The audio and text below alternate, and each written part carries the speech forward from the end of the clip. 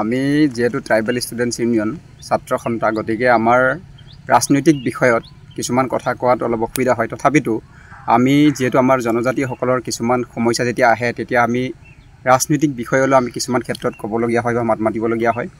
আপোনালোকে দেখি পাইছে যে BTC নিৰ্বাচন সমাগত আৰু সেই নিৰ্বাচনক লৈ কিছুমান ৰাজনৈতিক নেতাই আহি ইয়াত বিভিন্ন ধৰণৰ জনজাতিসকলৰ সাংবিধানিক অধিকাৰৰ ওপৰত তেওঁলোকে বক্তব্য ৰাখিছে।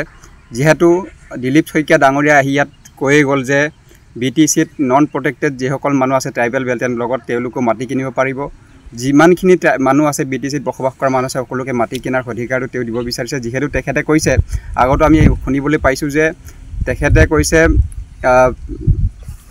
কাশ্মীৰত যেনেকৈ সকলো মানুহে মাটি কিনিব পাৰে, আৰ্টিকল সংশোধন কৰাৰ পিছত সকলো মানুহ মাটি কিনিব পাৰে, ঠিক তেনেদৰে ইয়াতো এনেকুৱা এটা পৰিৱেশ সৃষ্টি কৰিব বিচাৰিছে। তেখেতে যি 6 শিডিউলৰ যিটো মৰ্যাদা সেই মৰ্যাদাটো তেখেতে হানি কৰিব বিচাৰিছে। লগতে ইয়াত বিভিন্ন ধৰণৰ নেতাসকলে বিভিন্ন ধৰণৰ জনজাতিসকলৰ কিছুমান অধিকাৰ, সাংবিধানিক যি অধিকাৰ মৰ্যাদা সেই মৰ্যাদাবিলাক হানি কৰা আমি দেখিবলৈ পাইছোঁ।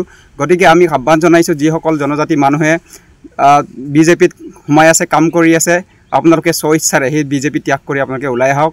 আমাৰ লগতে যিহেতু আমাৰ BJPৰ যি ST মৰ্চাৰ যিটো প্ৰেচিডেণ্ট আছিলে শিৱনাথ ব্ৰহ্ম, তেখেতক আমি ধন্যবাদ জনাইছোঁ। যিহেতু তেখেতে সেই যিটো জনজাতিসকলৰ ওপৰত যেতিয়া প্ৰশ্ন আহিছিল, এনেকুৱা ধৰণৰ এটা BJPয়ে এটা মন্তব্য ৰাখিছিল ৰাজ্যিক সভাপতিয়ে, তেতিয়া তেখেতে এটা দৃঢ়তাৰে তেখেতে জনজাতিসকলৰ প্ৰতি সন্মান জনাই তেখেতে এই যি ইমান এটা ডাঙৰ মৰ্যাদা পদ তেওঁ ত্যাগ কৰি থৈ তেওঁ ৰিজাইন দি ওলাই আহিছে। গতিকে তেখেতক আমাৰ ফালৰ পৰা ধন্যবাদ জনাইছোঁ।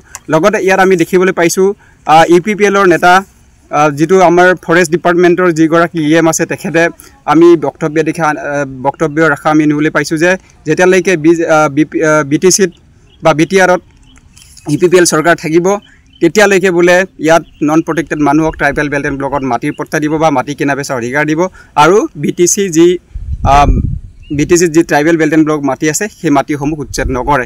গতিকে তেখেতসকলক আমি আহ্বান জনাব বিচাৰিছোঁ, আপোনালোকে এনেকুৱা ধৰণৰ এটা তুলুঙা মন্তব্য আগনবঢ়াব। যিহেতু জনজাতিসকলৰ যিটো সাংবিধানিক এটা সৌন্দৰ্যমণ্ডিত সাংবিধানিক যিটো ন্যায্যপ্ৰাপ্য, সেই ন্যায্যপ্ৰাপ্যৰ ওপৰত আপোনালোকে খৰ্গ নকৰিব। যিহেতু আপোনালোকে এতিয়া আমাৰ BTCখন চলাই আছে, গতিকে আপোনালোকে ভাবিব লাগিছিল যে BTCখনত কেনেকৈ জনজাতিসকলৰ যি আহিন বা যিকোনো ক্ষেত্ৰত যি সাংবিধানিক অধিকাৰ সেই অধিকাৰসমূহ আপোনালোকে সুৰক্ষিত কৰি ৰাখিব লাগিছিলে। গতিকে আপোনাক আমি আহ্বান জনাইছোঁ, আপোনালোকে এনেকুৱা ধৰণৰ তুলুঙা মন্তব্য দিয়াৰ পৰা বিৰত থাকক। আৰু লগতে আমি ক'ব বিচাৰিছোঁ যে সেই BJP চৰকাৰখনে যে কাৰ্বি আংলঙতে হওক বা BTCতে হওক বা ডিমা হাছাওতে য'তে মতে ট্ৰাইবেলৰ মাটিসমূহত তেওঁলোকৰ চকু পৰিছে। তেওঁলোকে বিভিন্ন ধৰণৰ বাহিৰৰ পৰা অহা কিছুমান কৰ্পৰেট গোষ্ঠীক তেওঁলোকে মাটি গতাব বিচাৰিছে, সেই কাৰ্যক আমি ধিক্কাৰ জনাইছোঁ।